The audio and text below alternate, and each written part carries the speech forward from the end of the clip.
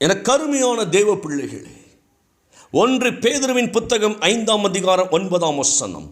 1 பேதுரு 5:9 பேதுருவின் வழியாக தேவனாகிய கர்த்தர் நமக்கு தருகின்ற உன்னதமான ஒரு வார்த்தை. இந்த வார்த்தை நன்றாய் கவனியுங்கள். நீங்கள் விசுவாசத்தில் உறுதியாயிருந்து பிசாசிற்கு எதிர்த்து நில்லுங்கள். உலகத்தில் உள்ள உங்கள் சகோதரிடத்திலே அப்படிப்பட்ட பாடுகள் நிறைவேறியிருக்கிறது என்று நீங்கள் அறிந்திருக்கிறீர்களே.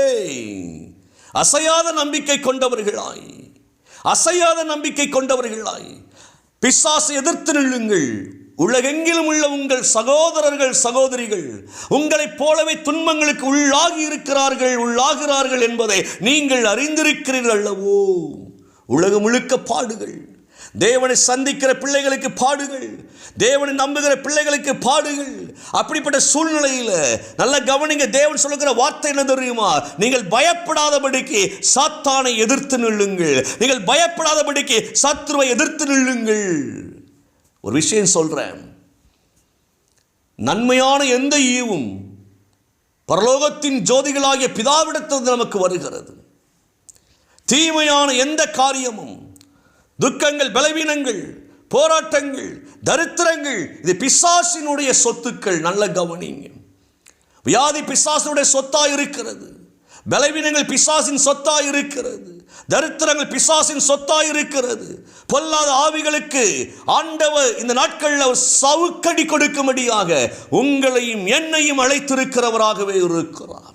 நம்ம செய்ய வேண்டியது ஒன்றுதான். தேவனுடைய வார்த்தையை கையில் எடுத்தவர்களாய் விசுவாசம் உள்ளவர்களாய் சாத்தானுக்கு எதிர்த்து நிற்பதற்கு தேவன் நம்மை அழைப்பு கொடுக்கிறாருங்க. சாத்தான் எந்த ரூபத்திலே வருவான், எப்படிப்பட்ட காரியத்தில் அவன் உள்ளே நுழைவதற்கு போராடுவான், நமக்கே தெரியாது. ஏன் இந்த பிரச்சனை வந்துச்சு, ஏன் இந்த வியாதி வந்துச்சு, ஐயா எதுக்காக இந்த சங்கடம், ஒண்ணுமே தெரியாது. நமக்கு தெரியாத வழிகளில் பிசாசு வருவான். அறியாத நேரங்களில் உள்ள வந்துருவான். உறங்கி கொண்டிருக்கிற பொழுது உள்ள வந்து களையை விதைச்சிட்டு போயிடுவாங்க. அப்பா அம்மா நல்லா ஜபித்து கொண்டு இருப்பாங்க. பிள்ளையை தனியாய் பிரித்தெடுத்து விதைச்சிட்டு போயிடுவான். களையை விதைச்சிருவான். புருஷனை தனியாய் பிரித்து களையை விதைச்சிருவான். ஏவாளை பிரித்தெடுத்தது போல தனியாய் பிரித்து களையை விதைச்சிருவான். ஆசீர்வாதங்களை எல்லாம் இழக்கும்படியாய் சத்ருவானன் குடும்பத்துக்குள் புகுந்து குழப்பத்தை உண்டாக்குகிறவனாக இருக்கிறான். நம்ம எல்லாம் ஜபிக்கிறவர்கள் தான். ஜபிக்கிற வீட்டில் பிரிவினை இல்லையான இருக்கு. எத்தனையோ ஜபிக்கிறவர்கள், எத்தனையோ ஊழியக்கார குடும்பத்தில் கூட பிரிந்திருக்கிறதை பார்க்க முடிகிறது. காரணம் என்ன?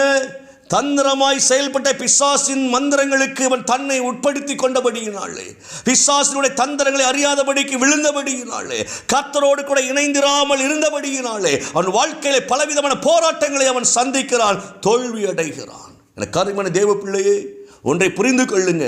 உங்கள் இருதயம் பயப்படுகிறது என்றாலே சாத்தான் உங்களை தொட்டுவிட்டான் என்று சொல்லி அர்த்தம். நல்லா கவனித்துக் கொள்ளுங்க. உங்கள் இருதயம் சோர்ந்து போகிறது, எழும முடியல, நாளைக்கு ஜெபம் பண்ணி கொள்ளலாமே என்கிற எண்ணம் வந்தாலே சாத்தான் உங்களை தூண்டி விட்டான் என்று சொல்லி அர்த்தம். நாளைக்கு பைபிள் வாசித்துக் கொள்ளலாமே என்கிற சிந்தை வந்தாலே சாத்தான் உங்களை தூண்டி இருக்கிறான் என்று சொல்லி அர்த்தம். கர்த்தருடைய காரியத்திற்கு விரோதமாய் ஏதாவது ஒன்று உங்கள் வாழ்க்கையில் அது நல்ல காரியம் போல உங்களை பேசி கர்த்தரை விட்டு உங்களை தூர கொண்டு போவதிலே அவன் அக்கறை உள்ளவனாய் இருக்கிறான். யாரை விழுங்கலாம் என்று சொல்லி கர்ச்சிக்கிற சிங்கத்தை போல் வகை தேடிக் கொண்டிருக்கிறவனாகவே சாத்தான் இருக்கிறான். யாரை விழுங்கலாம்? யோசித்து பாருங்களேன். கர்த்தர் ரட்சிப்பின் அனுபவத்தை கொடுக்கும்படியாக நாள்தோறும் இரவும் பகலும் தூங்காமல் இருக்கிறார்.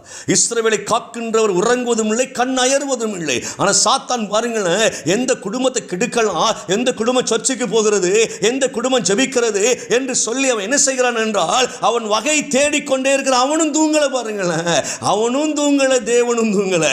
2 பேரும் தூங்காமல் இருக்கிறார்கள். தேவன் காக்கிறவராக இருக்கிறார், பிசாசு அழிக்கிறவனாகவே இருக்கிறார். அழிக்க புறப்பட்டு வந்திருக்கிற பிசாசிற்கு சவுக்கடி கொடுக்க முடியாத உங்களை என்னையும் தேவன் அபிஷேகம் பண்ணி இருக்கிறபடியினாலே நீங்கள் வார்த்தையை பிடித்தவர்களாய் அவனுக்கு எதிராய் நில்லுங்கள். வார்த்தையை பிடித்து நில்லுங்கள். கர்த்தருடைய வார்த்தை ரொம்ப முக்கியமானதாக இருக்கிறது. அந்த வசனத்தை பிடித்து நில்லுங்கள். எனக்கு அருமையான தேவ பிள்ளையே, சாத்தானை மேற்கொள்வதற்கு கர்த்தருடைய வார்த்தை மிக மிக முக்கியமானதாக இருக்கிறது.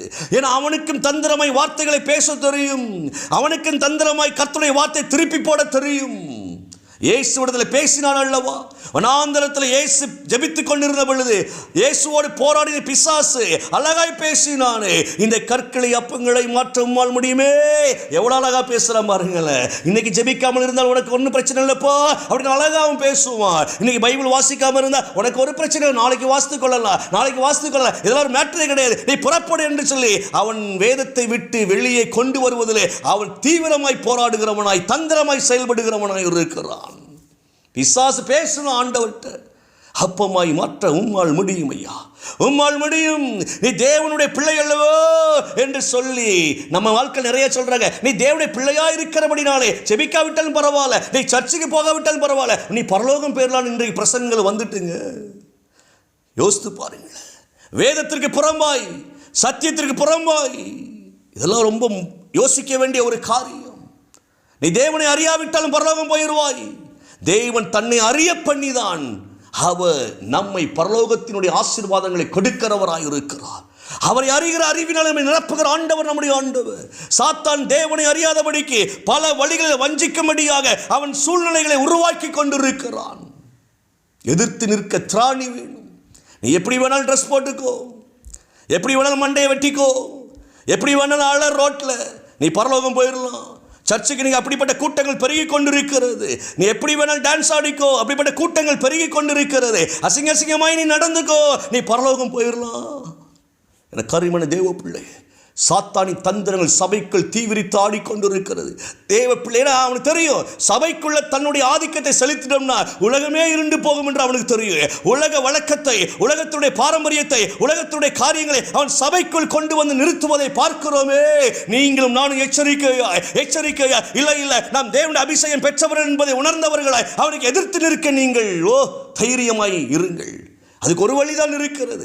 உலகத்தை பார்த்தால் விழுந்து விடுவோம். உலகத்தை பார்த்து நாம் சாட்சியாய் வாழ முடியாது. கர்த்தருடைய வார்த்தையை மட்டுமே உட்கொண்டவர்களாய் நாம் சாட்சியாய் நிற்க முடியும். இயேசுவின் நாமத்தில் நான் பேசுகிறேன். அதுக்கு தான் பேதுருவை ஆண்டவர் பேசுகிறார். ஐயா, யாரை விழுங்கலாம் என்று அவன் சுற்றி கொண்டிருக்கிறார். விசேஷமாக தேவனோடு உறவாடுகிற பிள்ளைகளை விழுங்குவதற்கு, எப்படியாவது அவர்களை வாரி விடுவதற்கு அவன் அலைந்து கொண்டிருக்கிறபடியினாலே எச்சரிக்கையோடு கூட நீங்கள் அவனுக்கு எதிர்த்து நில்லுங்கள். அதற்கு ஒன்னே ஒன்று தேவை, தேவனுடைய வார்த்தையின் மீது அசையாத நம்பிக்கை நமக்கு தேவையா இருக்கிறது. அந்த அசையாத நம்பிக்கை இருக்கு பாருங்களேன், அது கர்த்தருடைய வார்த்தையை அது பிசாசுக்கு விரோதமாய் பேசிக்கொண்டே இருக்கும். நீங்க கலங்காதீங்க, நீங்க பயப்படாதீங்க, தைரியமா சொல்லுங்க, இந்த வியாதியை இயேசுவின் நாமத்தில் விரட்டுகிறேன், இந்த பலவீனங்களை இயேசுவின் நாமத்தில் விரட்டுகிறேன், சத்துருவே இயேசுவின் நாமத்தில் விரட்டுகிறேன், கர்த்தரின் வல்லமை என்னோட கூட இருக்கிறபடியால் இயேசுவின் நாமத்தில் விரட்டுகிறேன். நான் சொல்றேன், உங்களுடைய விசுவாசம் உங்கள் சந்ததிகளை பாதுகாக்கிறதா இருக்கிறது. உன் பிள்ளைகளின் பிள்ளைகளை பாதுகாக்கும். நீங்கள் ஜெபிக்கின்ற ஜெபத்தில் சத்துருவின் குடும்பத்தை தொட முடியாது. இயேசுவின் நாமத்தினால உன் கூடாரம் முழுக்க சமாதானத்தோடு கூட இருக்கிறதை நீங்கள் காண்பீர்கள். ஜெப சத்தம் தொனித்துக் கொண்டே இருக்கிறதை நீங்கள் காண்பீர்கள். குடும்பமாய் ஜெபிக்கின்ற ஒரு அனுபவம், நல்ல கவனியுங்கள், ரொம்ப ரொம்ப அவசியமாய் இருக்கிறது. தனித்து ஜெபிக்கின்ற ஒரு அனுபவம் ரொம்ப ரொம்ப அவசியமாய் இருக்கிறது. தேவ சமூகத்தில் வருகிற அனுபவம் ரொம்ப அவசியமாய் இருக்கிறது. ஏன்னா சத்துரு எந்த வழியில உள்ள வாரான்னு தெரியலையே, யார் வழியை உள்ள வாரான்னு தெரியலையே. ஐயா, ஏதேன் தோட்டமாய் இருக்கின்ற குடும்பத்தை உடைப்பதற்கு ஏதோ ஒரு வழியில உள்ள வாரானே, எதிர்த்து நிற்பதற்கு திராணி உள்ளவர்களாய் மாறும்படியாய் கர்த்தருடைய வார்த்தை என்கிற பட்டயத்தின் மீது விசுவாசம் உள்ளவர்களாய், வார்த்தை என்கிற பட்டயத்தின் மீது விசுவாசம் உள்ளவர்களாய் இன்னைக்கு நீங்கள் தைரியமாய் எடுத்துக்கொள்ளுங்கள். வசனத்தை முழுக்க முழுக்க நீங்கள் இருதயத்தில் பதித்து வைத்து பேசிக்கொண்டே இருங்கள். உங்கள் வியாதிகள் குணமாக, தரித்திரங்கள் மாறு, விரோதமாய் எழும்புகிற ஆயுதங்கள் நிர்மூலமாக. நீங்க பயப்பட வேண்டிய அவசியம் இல்லை. கர்த்தர் என்னோட கூட இருக்கிறார். நல்ல கவனிங்களை, அதே 1 பேதுரு 5:10 சொல்லப்பட்டு இருக்கிறது, கிறிஸ்து இயேசுவுக்குள் நம்மை தமது நித்திய மகிமைக்கு அழைத்தவராய் இருக்கின்ற சகல கிருபையும் பொருந்திய தேவன் தாமே கொஞ்ச காலம் பாடு அனுபவிக்கிற உங்களை சீர்படுத்துகிறவர், ஸ்திரப்படுத்துகிறவர், பலப்படுத்துகிறவர், நிச்சயமாய் நிலைநிறுத்துகிறவராகவே இருக்கிறார். இந்த பாடுகளிலே நாம் விழுந்து போக மாட்டோம், நாம் சீர்படுத்தப்பட்டு கொண்டே இருக்கிறோம். இந்த பாடுகளிலே நாம் செத்துவிட மாட்டோம், நம்மை ஸ்திரப்படுத்தி பலப்படுத்தி நிலையாய் நிற்க முடியாது. தேவன் நமக்கு வல்லமை தருகிறவராய் இருக்கிறார். நீங்கள் நிலைத்து நிற்பீர்கள். இயேசுவின் நாமத்தினால உங்கள் வாழ்வு நிலைத்து நிற்கும், உங்கள் சந்ததிகள் நிலைத்து நிற்கும், உங்கள் குடும்பத்தின் ஆசீர்வாதங்கள் நிலைத்து நிற்கும், உங்கள் சமாதானம் நிலைத்து நிற்கும். ஒன்றும் சேதப்படாதபடிக்கு கர்த்தரின் வல்லமை உங்களுக்குள் செயல்பட்டு கொண்டே இருக்கிறபடியினாலே நீங்கள் தைரியமாயிருங்கள். உங்கள் வேலையில் பயப்படாதீங்க, உங்கள் பாதையில் பயப்படாதீங்க, எந்த சூழ்நிலையில் பயப்படாதீங்க.